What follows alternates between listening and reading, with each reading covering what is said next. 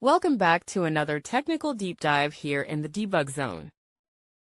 Today we're tackling a big question and breaking it down with insights from other users. Hopefully this clears up some misconceptions and helps you get the answer you need. So buckle up, stay a little curious, and let's jump right in.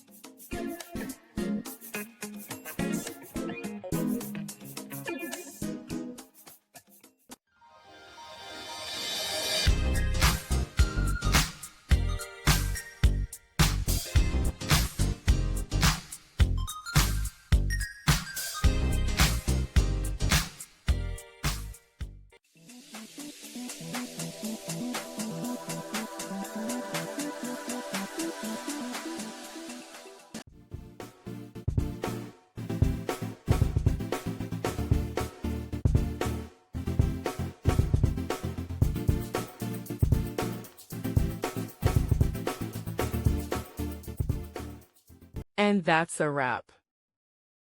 I hope you found the answer you were looking for. If you did, take a second to hit that subscribe button. It really helps out. And let me know in the comments which solution worked best for you. See you next time in the debug zone.